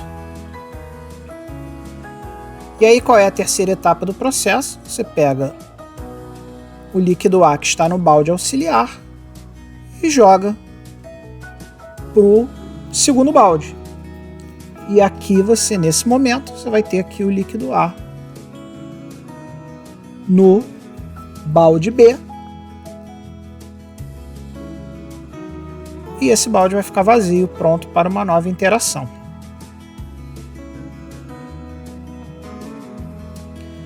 Então, pessoal, a troca de valores de array de uma posição de array para o outro é muito similar a esse processo aqui de troca de líquidos de baldes. Por quê? Porque essa variável auxiliar aqui, faz o papel daquele balde extra, daquele balde que a gente usou para trocar os líquidos. É isso que ela faz. E aí nós temos uma outra variável aqui, chamada bolha. E o que é essa variável bolha? Essa variável bolha, ela nada mais é que o maior elemento que a gente tem no nosso array que ainda não foi ordenado. Esse cara aqui é importantíssimo. Porque é ele que vai controlar quantas interações nós vamos precisar fazer para conseguir colocar tudo em ordem. Então esse cara aqui que vai dizer pra gente, ó, tem um elemento aqui que está fora de ordem. Então vamos fazer mais uma interação até ele estar em ordem. Esse cara aqui eu já expliquei para vocês, que é o limite superior do array, que a gente já sabe que é 4, porque o nosso vetor vai ter lá o limite máximo dele, 4 aqui. E a gente criou aqui um índice do vetor, que é como a gente vai ter que varrer o vetor posição a posição, lembra que naquele desenhozinho que eu mostrei para vocês? Lembra lá naquele desenhozinho que eu mostrei para vocês? A gente vai andando uma a uma, cada casinha do vetor? Pois é, esse cara aqui que vai controlar aonde a gente está. Então beleza, vamos começar a entender agora o loop principal. Aqui a gente chama o carregar vetor, que é aquele procedimento lá que coloca os valores no vetor para a gente poder trabalhar. E esse cara aqui é o nosso loop principal. Então vamos olhar nosso loop principal lá. Enquanto o meu limite superior for maior que 0, ou seja, enquanto eu ainda não andei todas as casas do array, vamos botar aqui o array. O array tem 5 casas. 1, 2, 3, 4, 5. 1, 2, 3, 4, 5. Criei uma a mais aqui. Vamos matar esse cara. Então, enquanto a gente não chegou no limite superior aqui, lembrando que começa em 0, 1, 2, 3 e 4. Então, enquanto a gente não chegar no 4 aqui, que é o nosso limite superior, a gente vai ficar fazendo interações. Aqui a gente coloca que a gente ainda não sabe qual é a nossa bolha. E começamos a correr o vetor. Então esse para, fim, para aqui é a gente correndo o vetor posição a posição. Então lembra lá que a gente criou a variável j como índice do vetor, que é esse cara aqui? Olha ele aparecendo aqui. Para j de 0 até o limite superior menos 1. E aí por que a gente vai fazer o limite superior menos 1? Porque quando a gente compara uma posição com a outra aqui, nesse momento aqui, a gente compara a posição do vetor atual com a posição do vetor atual mais uma casa. Vocês lembram lá, quando a gente fez lá, por exemplo, se não me engano era 8 e 5, se não me engano, né? 8 e 5. Lembra lá quando ele comparou 8 com 5? Então ele comparou a posição 0, que no caso é o nosso início, porque a gente começou com 0, com a posição 1. Então esse aqui é o nosso J, e esse aqui é o nosso J mais 1, porque 0 mais 1 igual a 1. Então ele vai comparar esses dois caras aqui. Então aqui ele vai fazer a comparação dos dois caras, que é aquela comparação de quem é maior. Então se o J for o maior, a gente vai fazer aquele processo do balde que eu já expliquei para vocês. A gente pega o valor maior, joga no auxiliar, pega o valor da próxima posição, joga na posição atual, e pega o valor da próxima posição e joga lá o auxiliar, que é o nosso balde de troca. Então esse algoritmozinho aqui, esse algoritmozinho de troca aqui, é o algoritmo que é responsável por trocar os valores. Então, e a gente só troca os valores quando o valor anterior é maior que o próximo valor. E aí, ó, aqui é uma coisa extremamente importante que a gente tem que fazer, tá? Quando a gente faz a troca, a gente tem que determinar na nossa bolha qual é o maior item não ordenado.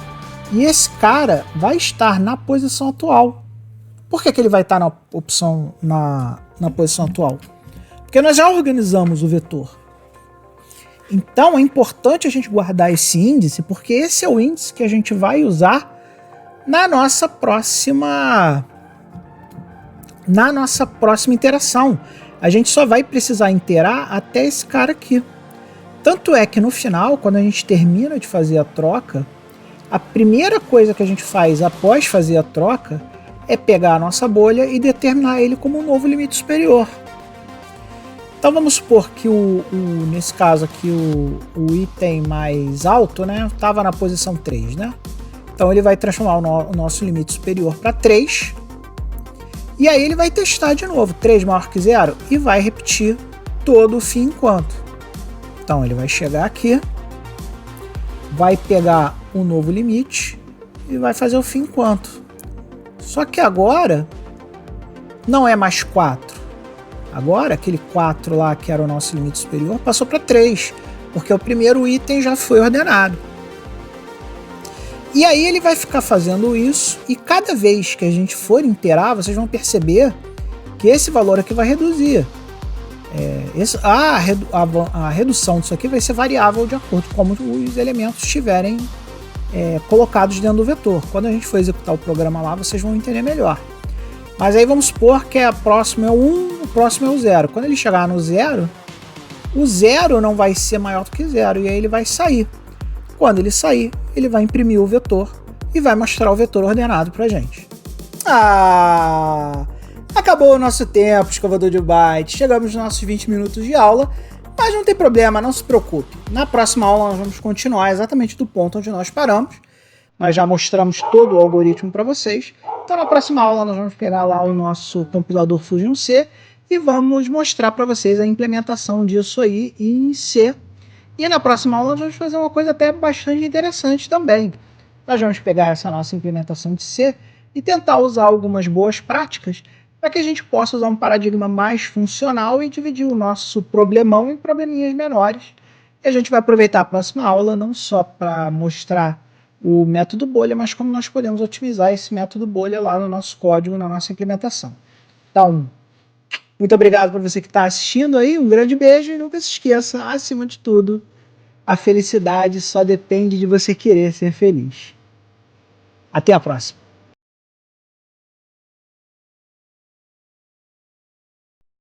Bem-vindo ao Debate Creator, escovador de bytes, tudo jóia com vocês?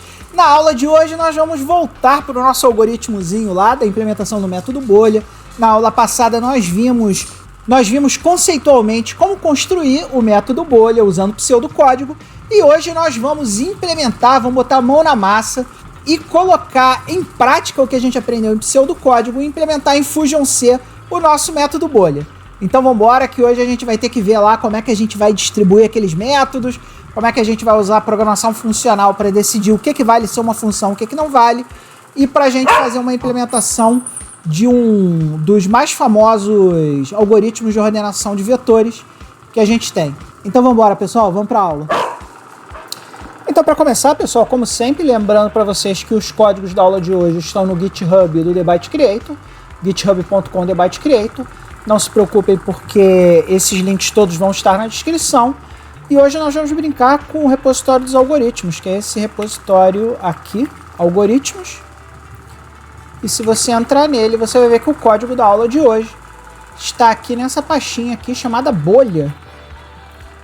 Se você não sabe baixar esse código, dá uma olhada aí nas primeiras aulas, que nas primeiras aulas a gente ensina como baixar esse código para sua máquina.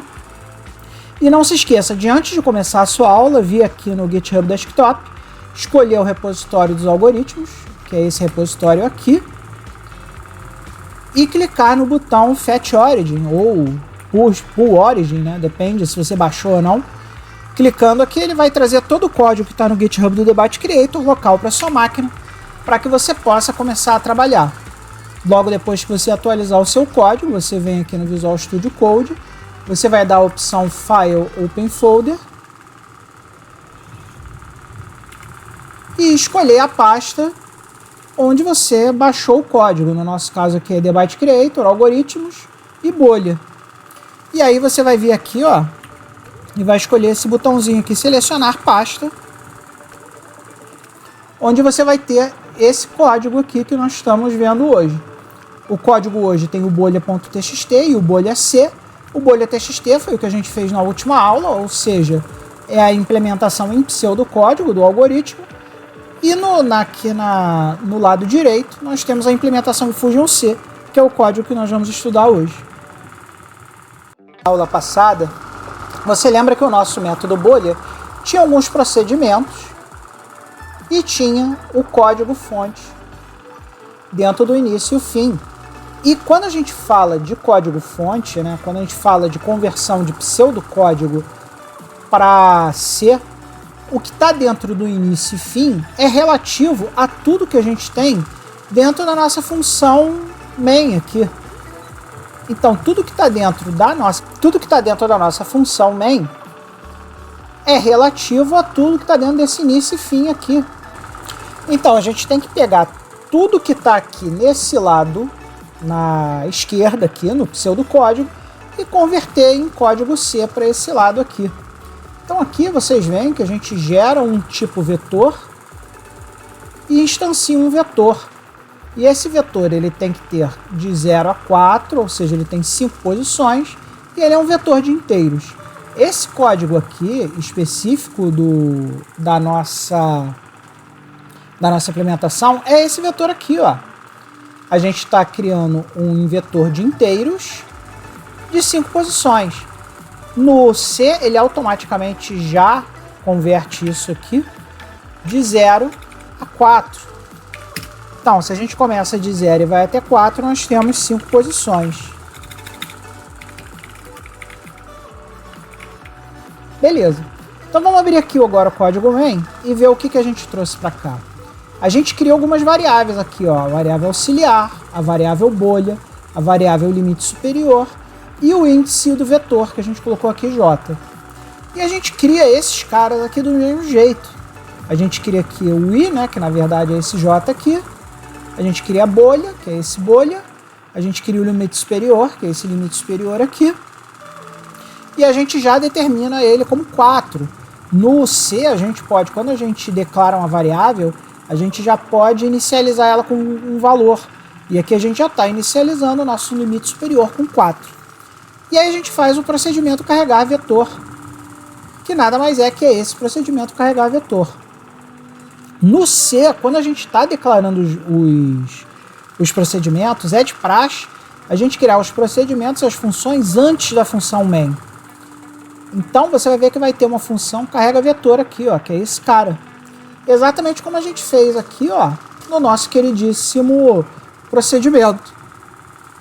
Então, se a gente abrir aqui o método carrega vetor, a gente vê que na posição 0 dele, do int vetor, a gente colocou 3, 1, 5, 4, 2.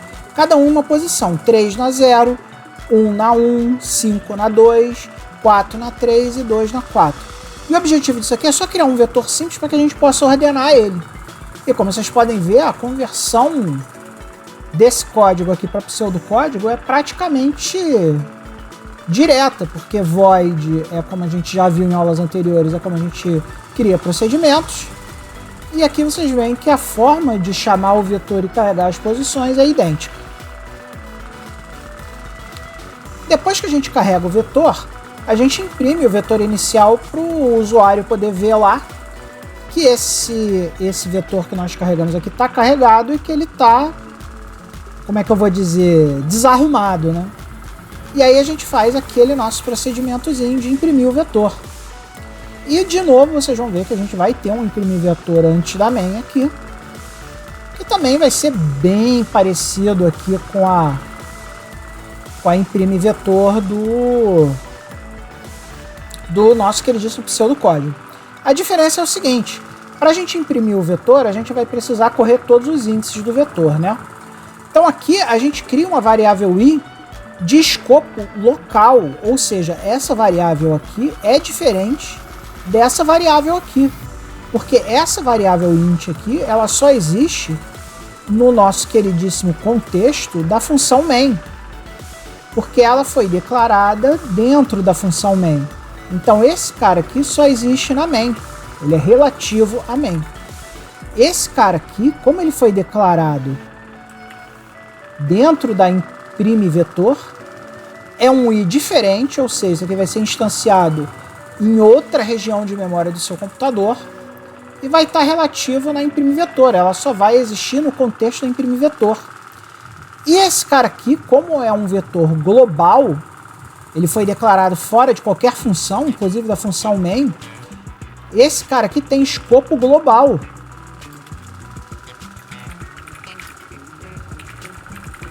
Ou seja, esse nosso careta aqui, ele pode ser acessado por qualquer uma das funções do nosso programa, inclusive a função main.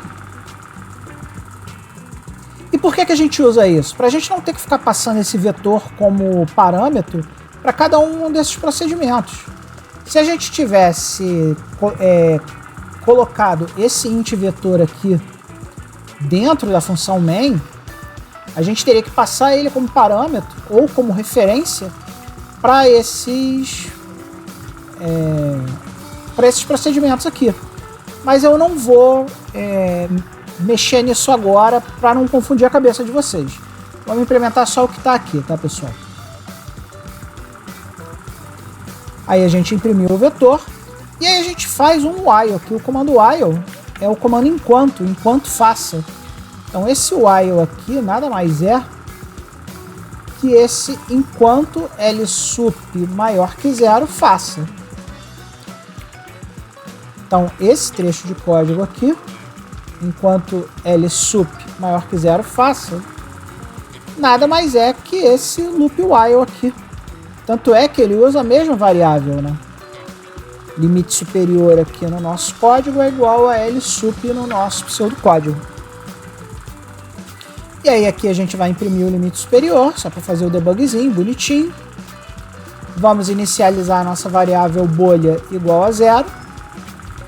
E vamos começar a andar todas as posições do nosso vetor, procurando quem vai ser a nossa bolha da vez, ou seja, qual é a bolha que nós vamos colocar para baixo se ela efetivamente precisar ir para baixo.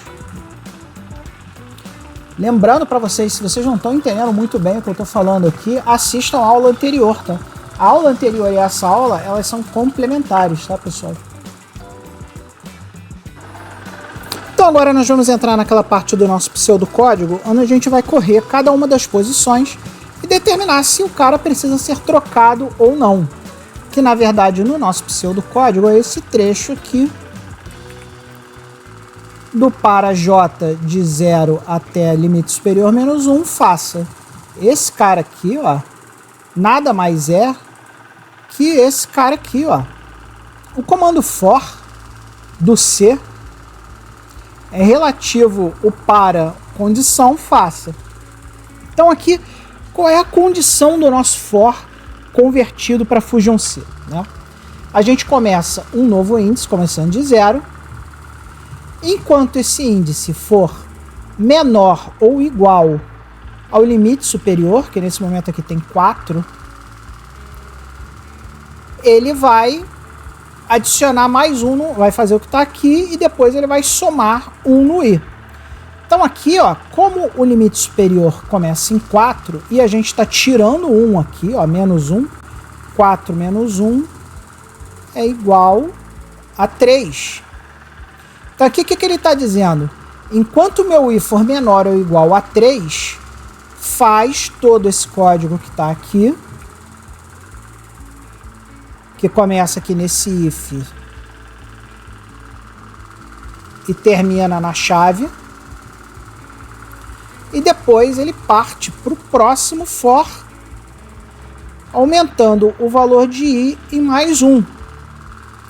Então isso aqui vai se repetir 3 vezes, porque o nosso limite superior é 4, menos 1, que dá 3. Na verdade, ele vai se repetir 4 vezes, porque ele vai fazer 0, 1, 2 e 3, se repetindo 4 vezes. Uma forma alternativa de fazer isso aqui também seria assim, ó, começar o I em 1 e ir até o limite superior. Só que no C é de praxe a gente começar todos os índices em 0. Por isso que a gente faz dessa forma aqui, para a gente saber que toda vez que a gente está trabalhando com vetores no C, a gente começa sempre os índices de 0. Então isso é meio que prático quando a gente está falando de C, tá? E aí vamos lá. Começou, o que ele vai fazer? Ele vai checar se a posição int vetor indexada de I é maior que a int vetor indexada de I mais 1. E aqui, ó, se você sabe que int vetor na primeira passada vale 0, você sabe que 0 mais 1 é igual a 1. Então ele vai pegar lá o nosso vetor e vai comparar a posição 0 com a posição 1. E aí ele vai ver que a posição 0 do nosso vetor tem 3. E a posição 1 do nosso vetor tem 1. Então, essa condição aqui, int vetor 0 maior que int vetor 1, é verdade. Porque 3 é maior do que 1. Isso aqui é verdade. Por ser verdade, ele vai entrar no if. Ou seja, ele vai vir para essa linha aqui. Se isso fosse mentira, se o valor aqui, vamos supor que aqui fosse 0, né, e isso aqui daria um falso, ele mandaria o controle para cá. E aí ele começaria de novo com a próxima posição. Mas não foi isso que aconteceu. O que aconteceu é que essa condição deu verdade. Como deu verdade, ele entrou no if. Esse if aqui é esse C aqui do nosso pseudocódigo. E aqui, ó, é aquele algoritmo que eu expliquei na última aula de trocar os valores. Lembra aquela parte lá na aula anterior que eu falei sobre os baldes? Quando eu trocar o líquido dos baldes, esse código aqui faz a troca de uma posição do vetor pela outra. E por ser uma coisa que a gente pode precisar várias vezes durante o nosso trecho de código, a gente criou uma função para isso. Nesse caso não é nem uma função, a gente criou um procedimento para isso. E esse procedimento está encapsulado aqui, ó, no nosso procedimento troca posição. E vocês vão ver aqui que no nosso procedimento troca posição é extremamente parecido com esse código aqui, ó, com esse trecho de código aqui, ó. Esse trecho de código aqui é virtualmente esse trecho de código aqui. E o que a gente mudou? A gente trouxe a variável auxiliar aqui para dentro. Porque essa variável auxiliar só vai existir quando a gente precisar trocar de posição. A gente não precisa deixar ela lá na função main. Então a gente trouxe a função auxiliar aqui para dentro. E ela não precisa existir aqui no contexto da main. Tanto é que a gente não tem auxiliar aqui na declaração de variáveis da main, tá vendo? Ela só existe aqui. E aqui a gente vai trocar o conteúdo dos baldes, que nem eu expliquei lá na última aula. A gente vai pegar a posição atual, colocar na variável auxiliar, pegar a próxima posição, colocar no índice atual e colocar a próxima posição, o que estava na posição atual, na próxima posição, fazendo assim a troca dos baldes. Veja a última aula para entender isso melhor. Então aqui a gente fez a troca de posição. Como a gente trocou a posição, a gente precisa trocar a nossa bolha, porque aquela bolha já foi colocada no lugar que pode ser o lugar certo ou não. A gente só vai saber se está no lugar certo ou não quando a gente terminar todo esse for aqui, ou seja, o momento em que o nosso vetor vai estar organizado vai ser só quando esse for terminar. E aqui a gente faz uns prints para quando a gente for executar o código, a gente poder fazer lá o debug para ver o que ele fez nessa passada específica. Então toda vez que a gente trocar um número de posição dentro do vetor, a gente vai imprimir isso para a gente saber que a gente trocou. E aí a gente transforma o nosso limite superior na nossa bolha. Para quê? Para que na próxima passada do while a gente possa ver se a gente já andou por aquela casinha ou não. Então esse limite superior aqui é esse limite superior aqui. E aí a gente vai pular uma linha só para melhorar o nosso debug. E aí a gente vai fazer isso aqui sucessivamente, da mesma forma que a gente mostrou lá na aula anterior, para que a gente possa ver ele mudando quais bolhas ele resolveu colocar para o fundo do tanque. E no final a gente vai ter todas as bolhas certinhas nos seus respectivos lugares no tanque. Então vamos ver esse cara aqui rodando para ver se ele fez direitinho. Vamos lá, pessoal. Então vamos lá, dar o nosso make, .make. Então com o nosso emulador carregado, vamos lá chamar o nosso queridíssimo bolha. E tá aí o que ele imprimiu. Agora vamos fazer o seguinte, vamos comparar o que ele imprimiu com o nosso código aqui para ver se ele fez tudo do jeito que a gente quer que ele faça, né? Primeiro ele imprimiu o vetor inicial e vocês vão ver, comparando aqui com a carga do vetor inicial, 31542 é exatamente o que a gente carregou no nosso vetor aqui, ó. 31542. Então, isso aqui tá certo. Isso aqui tá certo. E aí ele começou do limite superior 4. E aí já na posição 0, ele já viu que ele precisava trocar de lugar. Então na posição 0, ele pegou esse 1 aqui, ou melhor, ele pegou esse 3 aqui, que estava na frente, que é esse 3 aqui, e colocou para trás. Então na primeira passada, ele identificou 13542. E aí vocês vão notar a ausência aqui da posição 1. E por que ele não imprimiu nada na posição 1? Porque quando ele foi olhar esse vetor aqui, ele viu que a posição 1 comparada com a posição 2 não precisava mudar. Por que ele não precisava mudar? Porque 3 é menor que 5. Então, como ele é menor, ele não precisa ir para o fundo do tanque. Ele pode continuar nessa posição, pelo menos para essa passada. E a gente pode ver isso no código, percebendo que a gente só faz o debug aqui, esse print aqui, ó, esse print aqui só acontece quando a gente entrou na função, quando a gente entrou aqui para troca de posição, quando a gente entrou nesse trecho de código aqui. Se a gente não entrar nesse trecho de código que faz a troca de posição, ele não imprime o debug.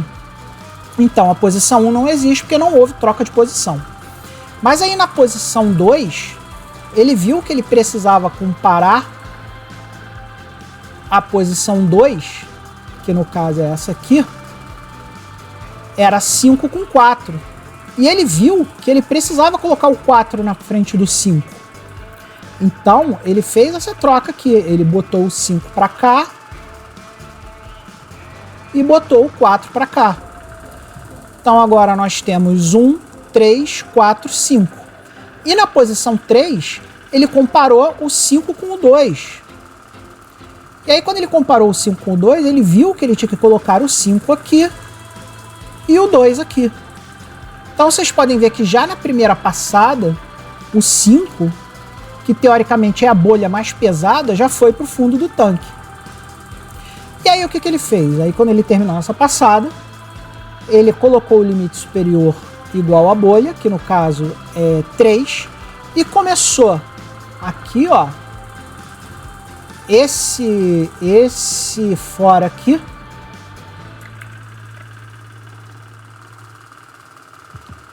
colocando 3 como limite superior.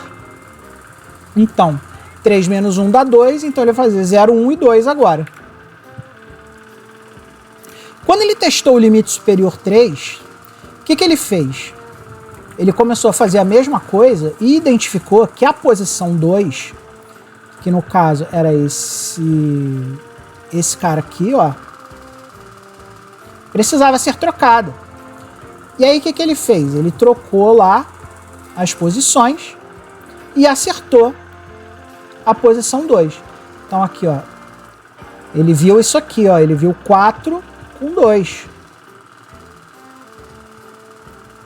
Lembrando, essa aqui é a posição 0, essa aqui é a posição 1, essa aqui é a posição 2. 4 é maior que 2? É, então tem que trocar. E aí ele fez essa troca aqui, ó, botou o 2 para frente e botou o 4 para o fundo do tanque. E aí ele fez a mesma coisa para o limite superior 2. Aí no limite superior 2, logo na posição 1, que é essa aqui,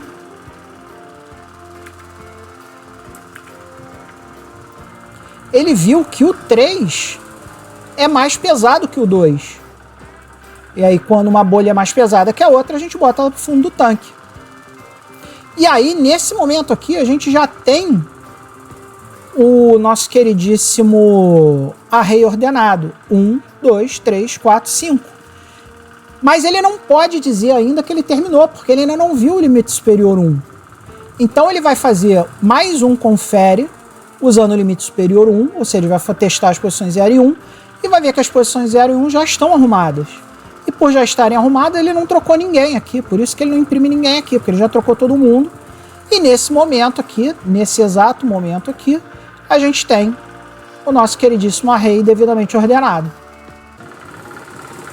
É isso aí, pessoal, essa foi a nossa aula de hoje.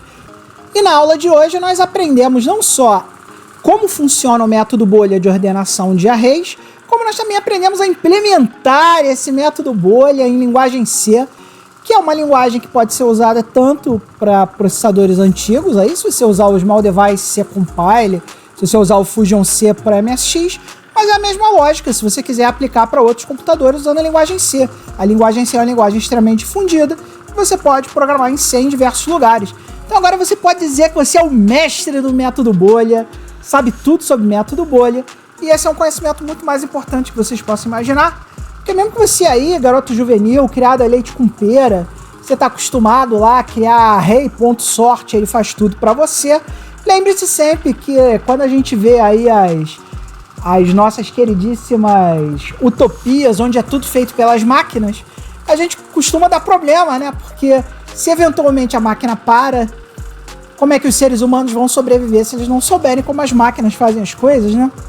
Então, é um conhecimento bacana para você saber fazer, vai abrir a sua mente para novos conceitos, para novas maneiras de desenvolver software e te ajudar a não ser um mero instanciador de objetos ou copiador de código de Stack Overflow e coisas do gênero. Você está aprendendo como as coisas efetivamente são feitas. Então, muito obrigado que você assistiu o vídeo. Não se esqueça de dar o like no vídeo, compartilhar com seus amigos, se inscrever no canal e, acima de tudo, que você não pode se esquecer de forma nenhuma. Você não pode se esquecer de ser feliz. Grande abraço, até a próxima aula.